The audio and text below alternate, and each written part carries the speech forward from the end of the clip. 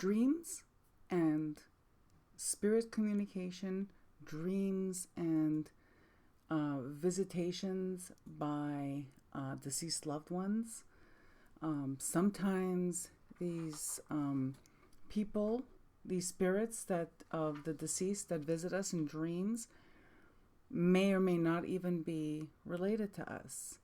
But in this video, I just want to describe to you what the dream looks like when I dream of spirit communication with, or when I know that this dream is literally a visitation by someone who is deceased, what that landscape of that dream looks like, and how it's always been consistent. So let me begin. I was raised by people that believed a lot in dreams. Dreams were part of our culture. So it was part of our culture, part of our language, part of our spirituality. It was part of our everyday. And like and this is there's a previous video on my channel. I guess I should start a dreams playlist, which I guess I'll do that so that you can find them all, because I'm going to be doing a little bit of a series on this. But for today's video, I just want to focus on how do I know, and I want to say that it's universal because of the feedback that I've received from other people over the last decades. I can't even tell you. I don't know. For as far back as I can remember. So you know what I mean? Like, it's always been the same type of dream. The people that raised me, the people I grew up, who were my neighbors growing up, were all Italian immigrants. And we all talked about dreams a lot. And the one dream that is iconically the dream that you have received the visitation by a deceased loved one looks like this. But let me start first by telling you a little bit of a story, because you know me, I have to tell you a story. When my father was diagnosed with brain cancer, I was visiting him in hospital, and he was quite ill at that time, but he was still able to have a conversation. And we had a very difficult relationship, he and I. Very complicated, very difficult. There was a lot of baggage there. I didn't grow up with my parents. My aunt and uncle raised me. And I was visiting my dad, and I said to him, you know, I need to ask you something. And he said, sure, go ahead. Once you're gone, I want you to visit me. To which he right away blurted out, of course, my God. He says, of course, if I can, I will. And I said, no, you have to promise me that you will visit me once you've crossed over. He agreed. And this video is about what does that look like. Now, I can, again, the caveat's always going to be there. This is my experience, but it's also the experience of a lifetime of people that I've had conversations with about this subject. So it's probably more universal than I imagine.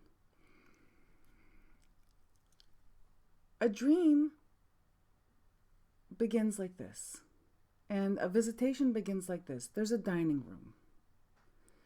There's this big hall, which I have to be honest, growing up, because we had important things like weddings and baptisms and bridal showers and all that stuff in big reception halls. I thought maybe that was specific to my culture, but then talking with other people, I learned that it's not, that this may be actually quite universal.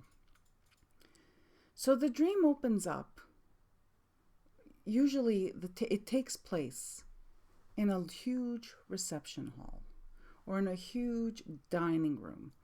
Usually this dining room is void of all color. It's, white tablecloths, white walls. And you may see people that you know sitting at, various tables, mixed in with people that you don't know. Sometimes the dream is, I've experienced where I don't know anyone in the dining room. Sometimes it turns out that there's people that I know that are acquaintances. But the one thing all the people in this dining room have in common is that they are deceased. And you, me, the person having this dream, obviously is not. And sometimes the dream could just be a glimpse where you dream of this dining room and then you wake up. That means that you have gone to the place between worlds where we can meet up with the souls of the deceased. When my father did visit me, he visited me twice that I remember at the start when he first passed away. The first time it was a little closer to a nightmare than it was a dream. And and what I'm sharing is like really personal, but it's because I'm hoping that someone who watches this video is going to say, oh my gosh, I had that dream. So the first dream I had when my dad passed away must have been within the first 3 to 6 months that he passed away. It wasn't that long thereafter. And that dream, it was very vivid. My father was stark naked in what appeared to be a fisherman's net, a black fisherman's net, and it was tied up like a bag. And I could make out that it was him, but not quite. But what did come through in that dream was his anger and his anger at being trapped in this netting. And I remember in the dream looking at him like that and saying, you need to get out of there. And I woke up. So that was more like nightmarish kind of thing. The following dream I had was I was in this anteroom, an anteroom that led into the large dining room. It was a waiting room. And I'm sitting on one of the chairs, and it's void of color. There's no color in these dreams. And beside me, to my right, is a young boy, about 8 years old. And I looked at the young boy, and he seemed familiar. And in the dream, I said, oh my gosh, that's my dad. And I woke up.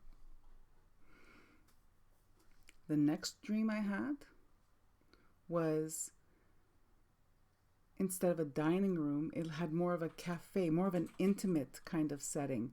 It was more intimate, is what I'm trying to say. It was like a cafe. There were tables with the white tablecloths and everything.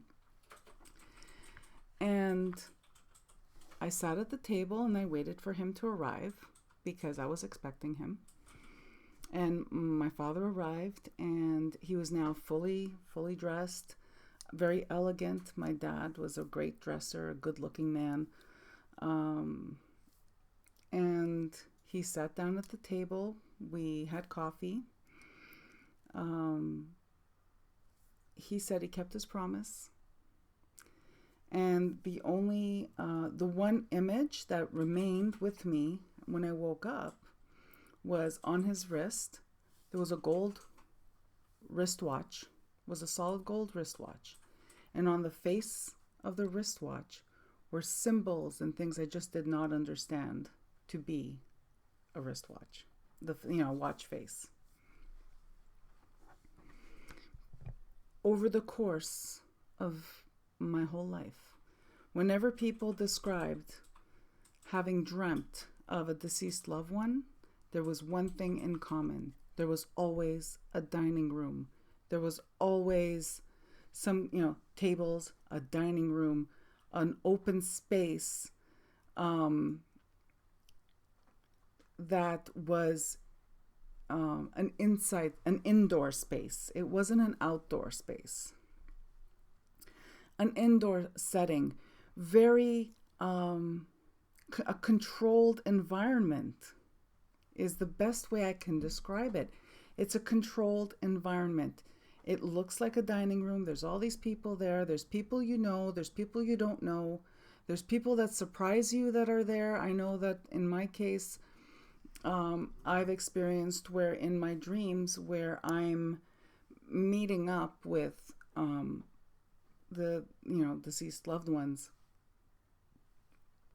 that sometimes there's neighbors I've forgotten about that are also obviously deceased.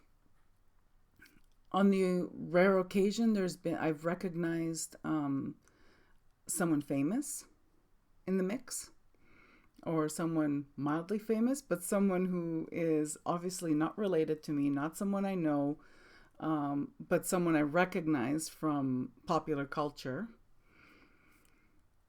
It's always a dining room. So, in the comments, have you had dreams that you and in these and all what all these dreams have in common? When you're there that it's a visitation. It's not a dream. It's not your deceased loved one showing up in a symbolic capacity.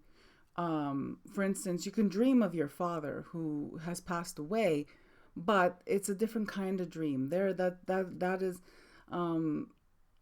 when you dream of your father in a dream, it's security, it's safety. Even if in life they didn't make you feel secure and safe, that's the dream symbol of father. What I'm trying to say is, it's a visitation when you're in this controlled environment, this dream space that looks like a dining room, that looks like a cafe, that there's other people there visiting other people. It's as far as I'm concerned, it's been one consistent thing, one consistent description of, or one consistent environment that I've experienced in these dreams of visitation by deceased loved ones.